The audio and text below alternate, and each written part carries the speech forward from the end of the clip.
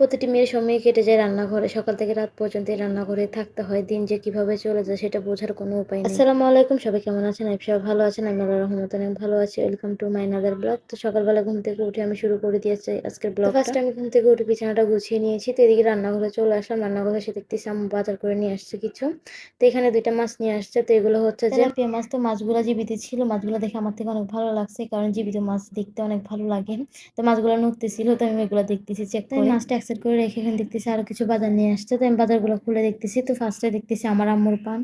উনি তো মহামূল্যবান হচ্ছে পান। পান ছাড়া তো বাঁচেই না। তো যাই হোক, আমার আম্মুর পান শেষ হয়ে গেছে। তো আমার আম্মু আবার পান নিয়ে আসছে। তো পানটা আমি অ্যাকসেপ্ট করে রেখে এখানে দেখতেছি আরো কিছু কাঁচা সবজি নিয়ে আসছে। তো আমাদের বাসায় মাসিক সবজি বাজার করা হয় না, কারণ সবজি বেশি আনলে নষ্ট হয়ে যায়। সেই জন্যই তো আমরা প্রতিদিন সবজি কিনে আনি, সেজন্য। তো আমি এখানে সবজিগুলো অ্যাকসেপ্ট করে রেখে কাঁচামরিচ নিয়ে আসছে।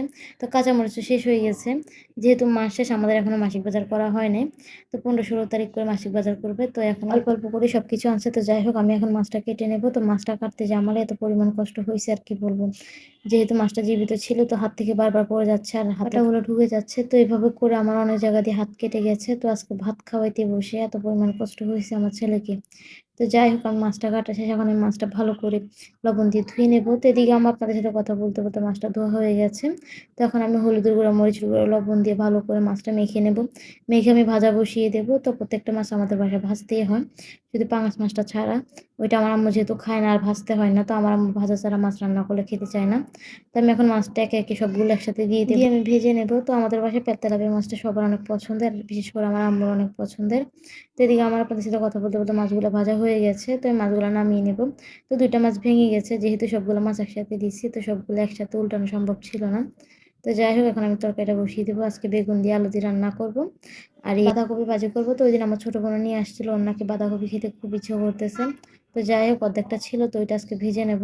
তো আমাদের বাসায় 2 তরকারি রান্না করতে হয়, যেহেতু অল্প, সেই জন্যই। তো যাই হোক, আমি এখন এখানে মশলা দিয়ে কষিয়ে নেব। কষিয়ে আমি এখন তরকারিটা দিয়ে দেবো। তো বেগুন দিয়ে আলু দিয়ে মাছ দিয়ে রান্না করলে আমার থেকে অনেক ভালো লাগে। বেগুন আগে খেতাম না, কিন্তু এখন খাই। তো সময়ের সাথে সাথে সবকিছুই চেঞ্জ হয়ে যায়। তো এদিকে আমি বাঁধাকপিটা কেটে নেবো, মাছটা কেটে বসিয়ে এদিকে আমি একটু পর পর দেখতেছি আলুটা সেদ্ধ হয়েছে কিনা। তো এখন দেখবো আলুটা সেদ্ধ হয়েছে কিনা। তো দেখতেছি আলুটা সেদ্ধ হয়ে গেছে। তো আমি ঝোল দিয়ে দেবো। তো ঝোল দিয়ে আমি উপর দিয়ে মাছগুলো দিয়ে আমি আরো কিছুক্ষণ রান্না করে নেবো। তো যাই হোক, আপনার সাথে একটা কথা শেয়ার করবো আজকে। তো কথাটা হচ্ছে কি, আমি শখের বসে একটা পেজ খুলছিলাম, সেটা হচ্ছে ফারহা অ্যাঙ্গেল, আর এটা হচ্ছে মুনতাসির তোহাম। তো পেজটা ছিল আমার অনেক শখের। আমি অনেক ভিডিও ছাড়ছিলাম ওখানে, রিলস ভিডিও, ফটো, এমনি ভিডিও। কিন্তু আমার ওই ভিডিওতে কোনো কিছুই হয় নাই। তো হঠাৎ করে আমি একদিন ফেসবুকে ঢুকে দেখতেছি আমার মুনতাসির তোহাইটাতে মনিটাইজেশন অন হয়ে গেছে। তো যাই হোক, আলহামদুলিল্লাহ, আল্লাহ যা করে ভালোর জন্যই করে। তো শুধু কষ্ট একটাই, যেটার জন্য কষ্ট করছি আজকে 5টা মাস, আমি ওইটা নিয়ে পড়েছিলাম। রিলস ভিডিও হইতে বড় ভিডিও হইতে ফটো হইতে সব কিছু এটার ভিতরে আমি শেয়ার করছি, কিন্তু এটাতে কিছুই হয় নাই। তো আল্লাহ তাআলা একদিক দিয়ে না একদিক দিয়ে সবাইকে দেয়, তো আমাকেও দিয়েছে। যাই হোক, সবকিছুর জন্য আলহামদুলিল্লাহ। আল্লাহ তাআলার কষ্টের ফল কখনো নিরাশ হতে দেয় না, কষ্ট করলে সবকিছু আল্লাহ দেয়। তো যাই হোক, আমার ভিডিওটা যদি ভালো লেগে থাকে সবাই ফুল ভিডিওটা দেখবেন। তো এদিকে আমার ছেলের সাথে দুষ্টুমি করতে করতে আজকের ভিডিওটা শেষ করতেছি। আল্লাহ হাফেজ।